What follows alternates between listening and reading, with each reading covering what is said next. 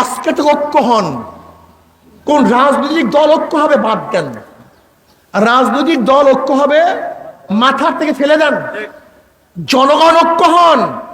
যেই দলের মধ্যে গুন্ডা আছে, ডাকাত আছে, বদমাশ আছে, খুনি আছে, ধর্ষক আছে, ওদেরকে ভোট দেব না, এটা ঐক্য হন।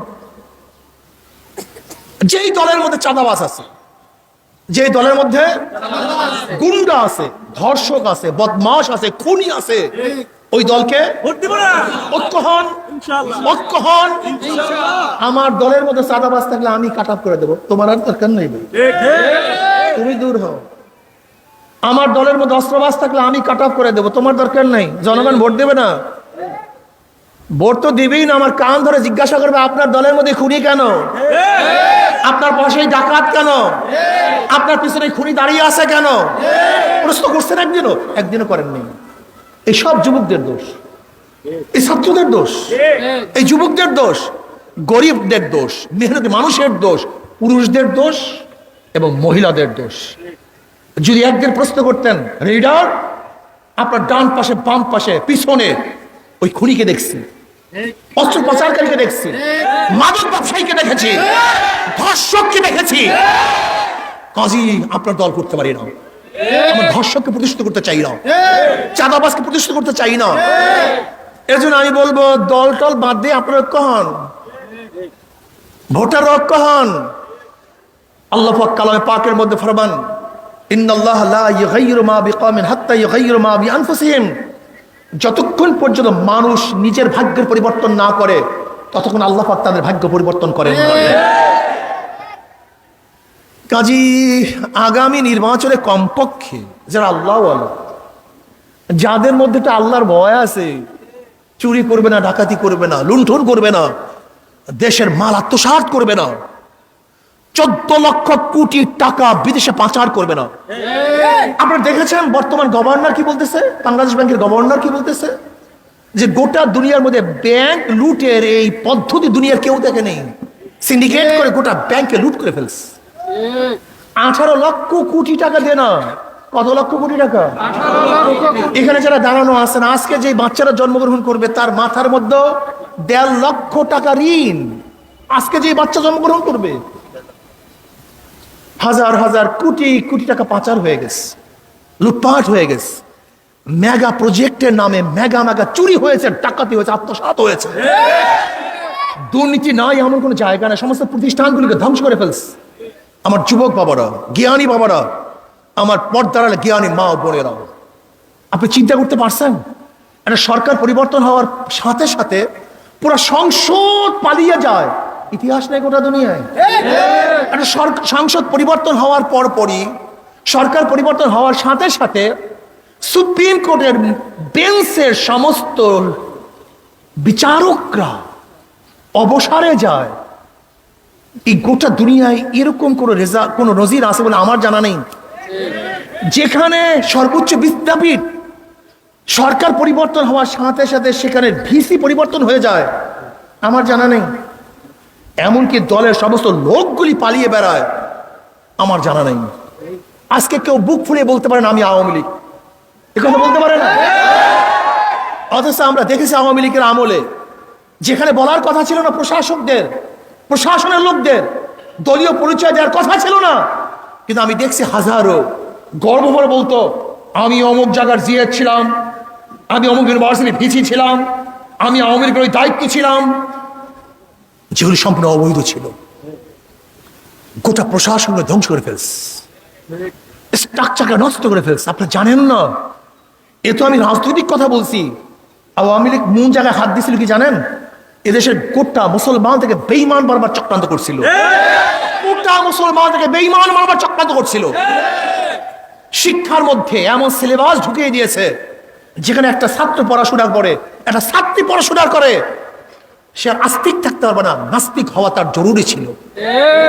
আমাদের ছোট্ট ছোট মেয়েদেরকে, যুবকদেরকে কি করছে? ড্যান্স শিক্ষা দেওয়া হয়েছে এই সিলেবাসের মধ্যে, গান শিক্ষা দেওয়া হয়েছে, নাচ শিক্ষা দেওয়া হয়েছে, প্রেম শিক্ষা দেওয়া হয়েছে, বাপ মার সাথে বেয়াদবি শিক্ষা দেওয়া হয়েছে। একটা পুরুষ এবং মহিলা হাত ধরে কিভাবে হাঁটতে হয়, প্র্যাকটিক্যাল তা শিক্ষা দেওয়া হয়েছে। এমনকি বিবর্তনবাদের নামে, গবেষণার নামে আমাদের প্রত্যেক সন্তানের মাথার মধ্যে নাস্তিকতার বীজ বপন করার চক্রান্ত করেছে এই সরকার, আওয়ামী লীগ সরকার। আপনি জানেন অপসংস্কৃতির নামে গোটা বাংলাদেশ থেকে ঈমানকে মুছে দেওয়ার চক্রান্ত করেছিল। আজকেও তাদের প্রত্যাত্মারা বিভিন্ন জায়গায় বসা আছে। যারা বলে 24 সালে বোরখা পরা যাবে না, আমি মনে করবো ওইটাই হলো নাস্তিকদের প্রত্যাত্মা। যারা বোরখার উপরে কটূক্তি করবে, বোরখা নিয়ে আলোচনা করবে, ওরা বাংলাদেশের কোনো জায়গায় থাকতে পারবে না।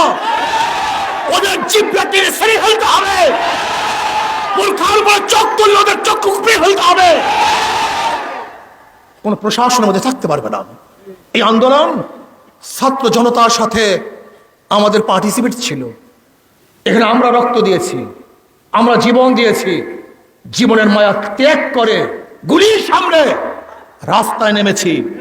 কাজে কোনো দালালকে, কোনো নাস্তিকদেরকে, কোনো বেঈমানদেরকে ক্ষমতায় বসাবার জন্য, চেষ্টার জন্য, ক্ষমতায় বসাবার জন্য আন্দোলন করিনি, সংগ্রাম করিনি, রক্ত দিই। আজকে নাস্তিকরা কি করতে চায়?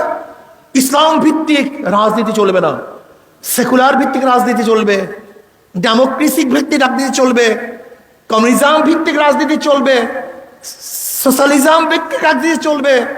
আর 92% মুসলমানদের সে ইসলাম ভিত্তিক রাজনীতি চলবে না।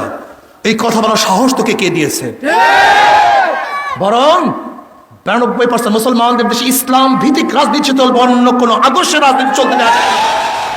এটা তো বাস্তবতা। কিন্তু আমরা তো উদারপন্থী হিসাবে তোদেরকে দেই সুযোগ, কিন্তু উচিত ছিল না। ইসলাম আসলে সবাই মর্যাদা সমান হয়ে যাবে, সবার অধিকার সমান হবে। মনে রাখতে হবে, ভারত থেকে পাকিস্তান আলাদা হয়েছিল একমাত্র ধর্মের কারণে, মুসলমানের কারণে। কার কারণে? জোরে বলেন। মুসলমানদের কারণে। কাজে এই দেশ মুসলমানদের দেশ। এ দেশ কাদের? দেশ মুসলমানদের, অধিকার সবার। মনে রাখতে হবে, দেশ মুসলমানদের, অধিকার সবার। বাজার করেছে আমি, বাজার করার অধিকার সবার। রাস্তা করেছে আমি, রাস্তা হাঁটার অধিকার সবার। প্রতিষ্ঠান করেছে আমি, পড়ার অধিকার সবার। যেরকম নওয়াব সলিমুল্লাহ ঢাকা ইউনিভার্সিটি করেছে, পড়ার অধিকার সবার। ঠিক এদেশ মুসলমানদের, অধিকার সবার। মনে রাখতে হবে, দেশ অন্য কারণ না, এদেশ মুসলমানদের দেশ। অধিকার দেশ, দেশ অধিকার। মনে রাখতে হবে, ধর্ম যার যার, উৎসব তার তার। সামনে দুর্গাপূজা আসতেছে, ধর্ম পালন করবেন, উৎসবের সাথে পালন করবেন। প্রয়োজন আমরা আপনাদের প্রহরী হিসেবে কাজ করব, কিন্তু লিখতে হবে ধর্ম যার যার, উৎসব তার তার। ধর্ম যার যার, উৎসব সবারই। কথা ভুল, ভুল মেসেজ। এই ভুল মেসেজ দিবেন না। যদি তাই হয়, তাহলে আমরা কোরবানিতে যখন গরু জবাই করি, আপনারা খাওয়ার জন্য আসেন না কেন? উৎসব পালন করেন না কেন? ভুল মেসেজ দিবেন না, সঠিক মেসেজ প্রদান করুন। ধর্ম যার যার, উৎসব তার। দেশ মুসলমানদের, অধিকার সবার। কথা মনে রাখবেন ইনশাআল্লাহ। কাজে আসুন, আগামী নির্বাচনে এই যে শান্তির প্রতীক হাত পাকা, শান্তির প্রতীক সবাই ব্যবহার করতে পারে। নাঙ্গল সবাই ব্যবহার করতে পারে, ধান সবাই কাটতে পারে না, নৌকা সবাই চালাতে পারে না। ভুল বললাম নাকি? অন্যান্য মার্কা সবাই ব্যবহার করে না, কিন্তু হাত পাখা কথাটা বুঝাতে পারিনি। কাজে হাত পাখা সবার মার্কা, শান্তির মার্কা। মুসলমান, হিন্দু, বৌদ্ধ, খ্রিস্টান, গরিব, ধনী, পুরুষ, মহিলা সবার মার্কা হাত পাখা মার্কা। শান্তির প্রতীক হাত পাখা। আসুন, আগামী নির্বাচনে হাত পাখা বিজয় করি। হাত পাখা বিজয় হবে না, জনগণ বিজয় হবে। হাত পাখা বিজয় হবে না, দেশ বিজয় হবে।